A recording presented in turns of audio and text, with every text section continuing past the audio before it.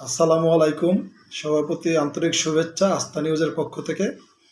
আমি আজকে আলোচনা করব, কিছুক্ষণ আগে আপনারা দেখেছেন ন্যাক্কারজনক একটা ঘটনা ঘটে গেছে, অভিশপ্ত একটা ঘটনা ঘটে গেছে, যেটা আমাদের সমাজকে প্রভাবিত করছে।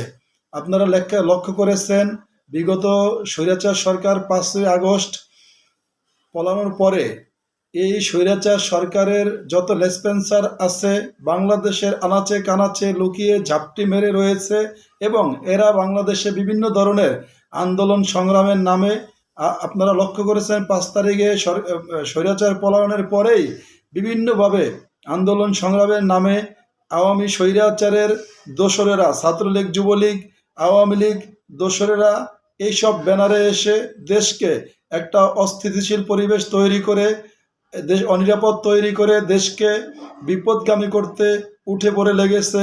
আপনারা লক্ষ্য করেছেন এই আওয়ামী স্বৈরাচারের বিভিন্ন বাহিনী এবং কি তারই ফলশ্রুতিতে আজকে আমরা লক্ষ্য করেছি কয়েকদিন যাবৎ আনসার বাহিনী আন্দোলন করতেছে।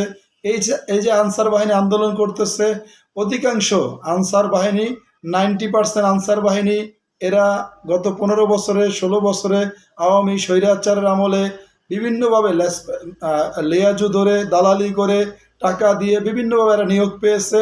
আমি স্পষ্ট ভাষায় আমরা বলতে চাই, বাংলাদেশের ছাত্র জনতা গণ অভ্যুত্থানের মাধ্যমে যে স্বাধীনতা আমরা 24-এ পেয়েছি, এই বাহিনীদের অন্তর্ভুক্তি করার কারণে এই বাহিনীদের ভিতরে আওয়ামী লীগের স্বৈরাচারের প্রেতাত্মারা অবশ্যই ঘুরে বেড়াচ্ছে। এরা কখনো এই স্বাধীন বাংলাদেশের নাগরিক হতে পারে না। এরা অবশ্যই স্বৈরাচারের দোষর হিসাবে আমি গণ্য করব আমরা। তার কারণ বর্তমানে আপনারা দেখেছেন প্রাকৃতিক বিপর্যয় ও ভারতীয় ইন্ধনের কারণে, ভারতীয় অবহেলার পৈশাচিক আচরণের কারণে বাংলাদেশে বিভিন্ন প্রায় 1.5 কোটি মানুষ পানিবন্দী, অসহায় মানুষ। যখন লাখো লাখো ছাত্র জনতা তাদের উদ্ধার কাজে, তাদের ত্রাণ সহায়তার কাজে ব্যস্ত, ঠিক তখনই এই আনসার বাহিনী তথা তাদের ভিতরে আওয়ামী স্বৈরাচারের প্রেতাত্মারা, ছাত্রলীগ, যুবলীগ মিশে বাংলাদেশকে একটা অস্থিতিশীল দেশে পরিণত করতে চাচ্ছে। বাংলাদেশের গণতান্ত্রিক ধারা অব্যাহত রাখতে ব্যাঘাত ঘটাতে চাচ্ছে। দেশে একটা খারাপ সময় যাচ্ছে। এমনিতেই এই আনসার বাহিনী আপনারা লক্ষ্য করেছেন, মাত্র কয়েকদিন আগে এই আনসার বাহিনী পুলিশদের সাথে মিলে এই ছাত্র জনতার উপর আক্রমণ করেছে। সেই আনসার বাহিনী, প্রশ্ন হচ্ছে এতদিন গত 16 বছরে কেন তারা আন্দোলন করেনি, সংগ্রাম করেনি?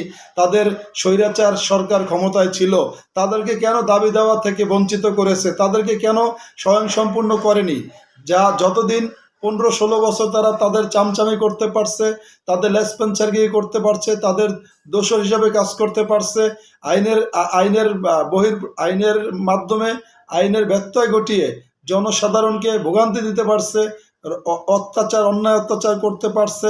আজকে যখনই স্বৈরাচার পতন হওয়ার পরে গণতান্ত্রিক ধারায় আমরা সবাই মিলে অব্যাহতভাবে দেশকে সামনের দিকে নিয়ে যাওয়ার চেষ্টা করতেছি, ঠিক তখনই এই আনসার বাহিনী তথা তাদের ভিতরে আওয়ামী প্রেতাত্মারা ঢুকে এই আনসার বাহিনীর মাধ্যমে দেশকে অরাজকতা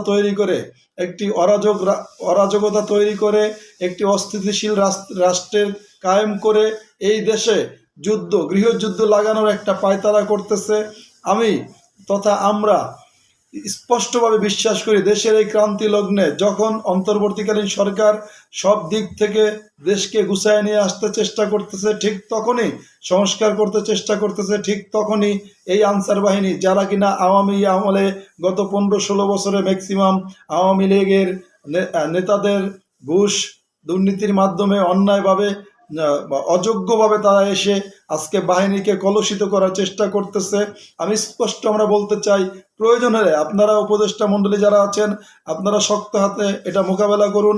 প্রয়োজন হলে এই আনসারদের নিয়োগ বাতিল করে নতুন আনসার নিয়োগ দেওয়া হবে। যারাই এরকম করবে তাদেরকে আমরা গণহত্যাকারীর দোষর হিসাবে, স্বৈরাচারের দোষর হিসাবে চিহ্নিত করব, এবং প্রয়োজনে তাদের নিয়োগ বাতিল করে আমরা নতুন করে বাহিনী নিয়োগ দিব ইনশাআল্লাহ। তারপরও দেশে এরকম অরাজকতা তৈরি করে কোনো স্বৈরাচারের প্রেতাত্মাদের বা খারাপ কোনো উদ্দেশ্য এই বাংলাদেশে আর প্রতিফলিত করতে দেব না কোনো ক্রমেই। আপনারা শুনে রাখুন, আনসার বাহিনীরা কোনো ক্রমেই এই ন্যাক্কারজনক ঘটনা কিভাবে আপনারা ছাত্রদের গায়ে হাত তুলেছেন, কিভাবে আপনারা ছাত্রদের গায়ে ধাওয়া পাল্টা ধাওয়া করেছেন। দাবি আমরা দেখেছি এক পর্যায়ে দাবি মানার পরেও এই আনসাররা অতিরঞ্জিত করেছে। এগুলো আওয়ামী লীগের স্বৈরাচারের দোসর, আওয়ামী লীগের লেসপেন্সার, এগুলা অবৈধ সরকারের স্বার্থ হাসিল করার উদ্দেশ্যে, গত অবৈধ সরকার যারা ছিল তাদের স্বার্থ হাসিল করার উদ্দেশ্যে রাজপথে এসেছে। আমরা বলতে চাই, ছাত্র জনতা ঐক্যবদ্ধভাবে যেভাবে আওয়ামী লীগ সরকারকে স্বৈরাচারকে দেশছাড়া করেছি, ঠিক এই আনসারদেরকে সমুচিত জবাব দেব। রাস্তায় নামতে বাধ্য করেন না, সমুচিত জবাব দিয়ে প্রয়োজনে নতুন আনসার বাহিনী নিয়োগ দেওয়া হবে। কি করে সাহস হয় আপনাদের এই স্বাধীন বাংলাদেশে যে স্বৈরাচারদের পক্ষ নিয়ে এতদিন আপনারা কথা বলেননি, এখন আপনাদের কি হলো? এখন আপনাদের সহ্য হচ্ছে না, দেশের ভালো কোনো কিছুতে আপনাদের সহ্য হয় না।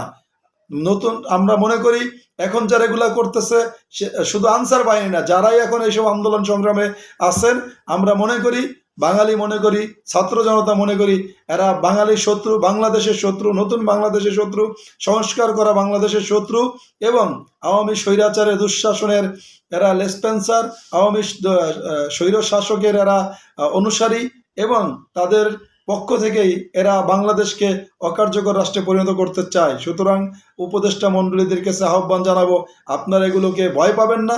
আমরা বাংলাদেশে 18 কোটি জনগণ আপনাদের সাথে আছি। আপনারা শক্ত হাতে এটাকে প্রতিহত করুন। এমন কাউকে মাথাচাড়া দিয়ে সেই স্বৈরাচার সরকারকে এই বাংলাদেশে পুনর্বাসন করার স্বপ্ন কখনোই বাস্তবায়ন হবে না, ইনশাআল্লাহ।